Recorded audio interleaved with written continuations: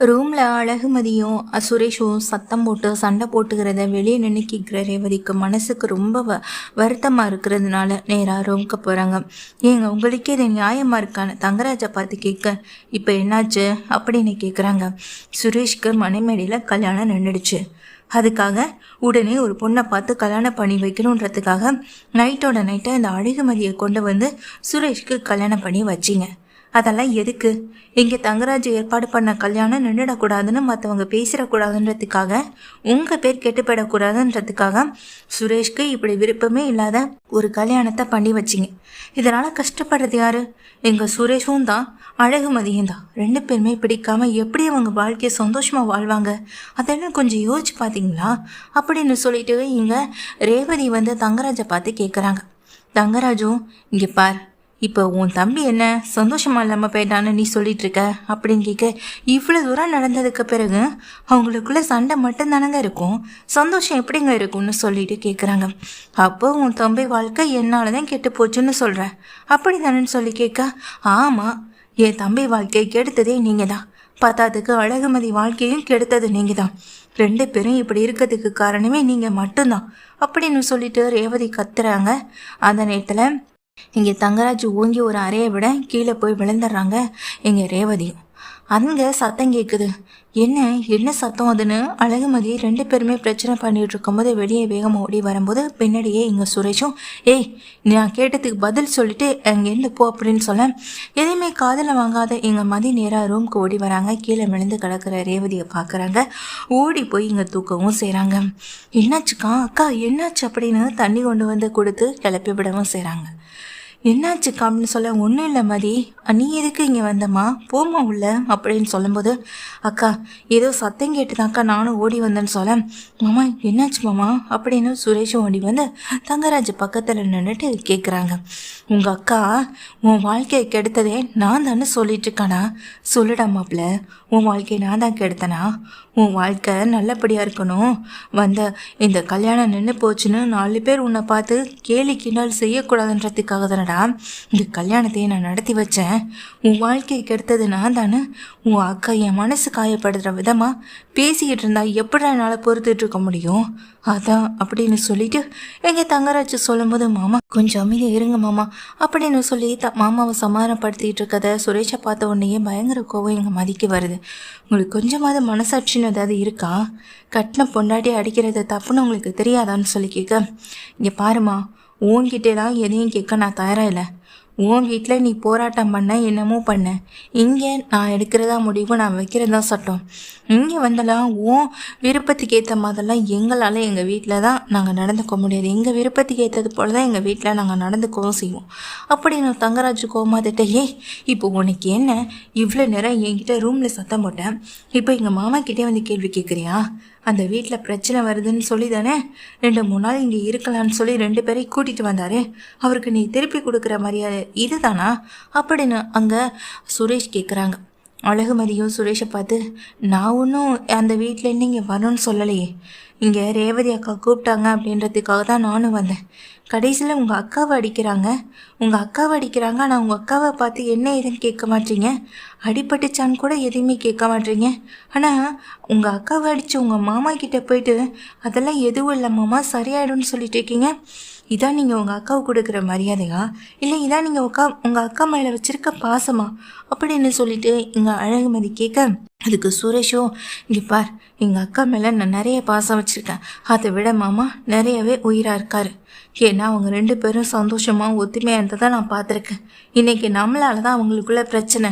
நீ கிளம்பு, முதல்ல இந்த வீட்டை விட்டு கிளம்பு அப்படின்னு சொல்ல, டேய் மாப்பிள்ள கொஞ்சம் அமைதியாக இருடா, ஏமா நீ போமா, ஒரு ரூமுக்கு முதல்ல போமா அப்படின்னு சொல்லும்போது அழகுமதி டென்ஷனோட, அக்கா நீங்கள் வாங்கன்னு ரேவதியை கூட்டிகிட்டு வெளியே போகிறாங்க. டேய் மாப்பிள்ள கொஞ்சம் அமைதியாக இருடா, நானும் அவசரத்தில் கை நீட்டி இருக்கக்கூடாதுன்னு சொல்கிறாங்க.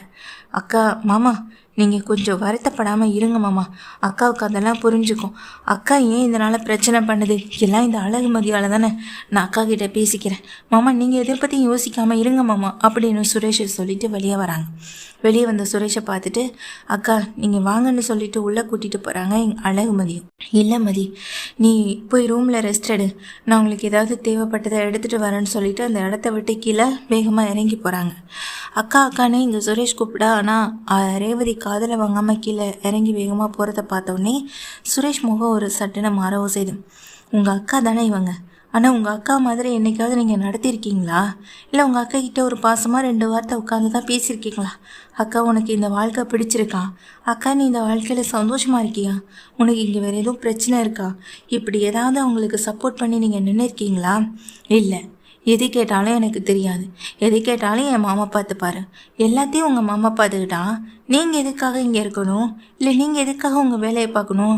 பேசாமல் போலீஸ் யூனிஃபார்மை கழட்டி உங்கள் மாமா கிட்டே கொடுத்து உங்கள் மாமாவை போய் வேலை பார்க்க சொல்ல வேண்டியதானே அப்படின்னு அழகுமதி கேட்க, நீ ரொம்ப திமிரா பேசிக்கிட்டு இருக்க, என் பொறுமைக்கு ஒரு எல்லை இருக்குது. நாங்கள் சுரேஷ் வந்துட்டு கொஞ்சம் கோபமாக பேசவும் செய்கிறாங்க. அதை தான் நானும் சொல்கிறேன், என்னுடைய பொறுமைக்கும் ரொம்பவே எல்லாம் இருக்குது. நான் எல்லாத்தையும் பொறுத்து அமைதியாக போகிறேன்னு மட்டும் நினச்சிட்டு இருக்க வேண்டாம். ஏற்கனவே போலீஸ் ஸ்டேஷனில் உங்களை எச்சரித்து தானே அனுப்பியிருக்காங்க. இல்லை நான் ஒரு கால் பண்ணி நடந்த விஷயம் என்ன ஏதுன்னு சொல்லட்டுமா அப்படின்னு எங்கள் அழகுமதி மிரட்ட சுரேஷ் அப்படியே வாயடிச்சு நிற்கிறாங்க. முதல்ல உங்கள் அக்காவுக்கு ஒரு நல்ல தம்பியை நடந்துக்க பாருங்கள் அப்படின்னு சொல்லிட்டு அங்கேருந்து அழகுமதி உள்ளே போக எங்கள் சுரேஷ் கீழே இறங்கி போகிறாங்க. கீழே போன கிச்சனுக்கு போன அவங்க அக்கா அழுதுகிட்டு அங்கே வேலை எதுவும் பார்க்காம கண்கலங்கி எப்படி நின்றுட்டு இருக்கதை பார்த்த உடனே உடஞ்சி போகிறாங்க எங்கள் சுரேஷும். அக்கா இப்போ எதுக்கு நீ அழுகிற அப்படின்னு சொல்லிட்டு கேட்க, ஒன்றும் இல்லைடா நீ போடா அப்படின்னு சொல்லிட்டு இங்கே ரேவதி சொல்லும்போது அதை கேட்ட சுரேஷுமே, அக்கா முதல்ல நீ என்கிட்ட பேசுக்கா அப்படின்னு சொல்கிறாங்க. பேசுகிறதுக்கு என்னடா இருக்குது? நான் என்ன பேசினாலும் உனக்கு அது புரியாதே. ஏன்னா உன் மனசில் முழுக்க முழுக்க இருக்கிறது உன் மாமா தானே.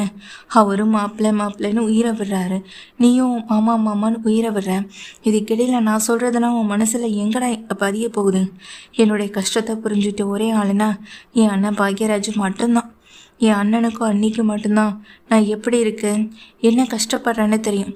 ஒரு நாள் முழுக்க என்னை நைட்டில் வெளியே உட்கார சொன்னார் உங்கள் மாமா.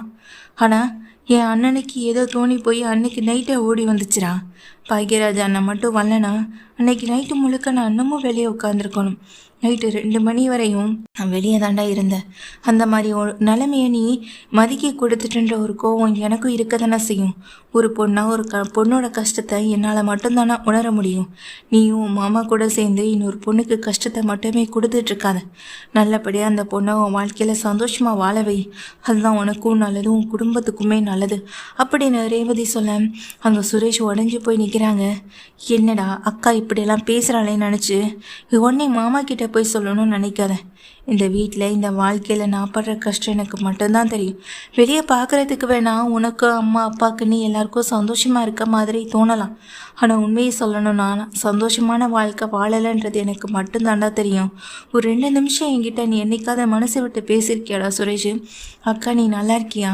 உனக்கு இந்த வாழ்க்கையில் எந்த பிரச்சனையும் இல்லையே, சந்தோஷமாக இருக்கியான்னு என்னைக்காச்சும் ஒரு நாள் வந்து என்கிட்ட நீ கேட்பேன்னு நான் எத்தனையோ நாள் எதிர்பார்த்துருக்கேன்டா. ஆனால் ஒரு தம்பியா நீ எதையுமே என்கிட்ட கேட்டது கூட இல்லை. அப்படி கேட்டிருந்தாலாவது என் மனசு கொஞ்சம் நிம்மதியாக இருந்திருக்கும்டா. ஆனால் இன்னைக்கு நீயே பார்த்தும் அதை நீ நம்ப மாட்டேன். அந்த அளவுக்கு உன் மாமா உன் மனசை மாற்றிடுவாரு அப்படின்னு சொல்லிட்டு ரேவதி சொல்லிட்டு போயிடுறாங்க. சுரேஷ் அப்படியே உடஞ்சி போன மாதிரி நிற்கிறாங்க. அழிஞ்சோ கண்கலங்கியபடி தாக்கா பேசின வார்த்தைகள் எல்லாமே அவங்கள சுக்குநூறாக்க செய்தேன். அப்போது மாமா இங்கே அக்காவை சந்தோஷமாக வச்சுக்கலையா? அப்படி ஒன்று மட்டும் எங்கள் அக்காவுக்கு நடந்துடவே கூடாது. என் அக்கா கிட்ட நான் 2 நிமிஷம் உட்காந்து பேசலைனாலும் அவ கூட நான் 20 வருஷம் வாழ்ந்திருக்கேன். அந்த வாழ்க்கை என்றைக்குமே மறக்க முடியாத ஒன்று. அப்படியே அவள் வாழ்க்கையில் என் மாமாவாலே பிரச்சனை ஏற்பட்டாலும் மாமாவை இருந்தாலும் நான் சும்மா விட மாட்டேன் அப்படின்னு சுரேஷ் மனசுக்குள்ளே நினச்சிட்டு நிற்கிறாங்க.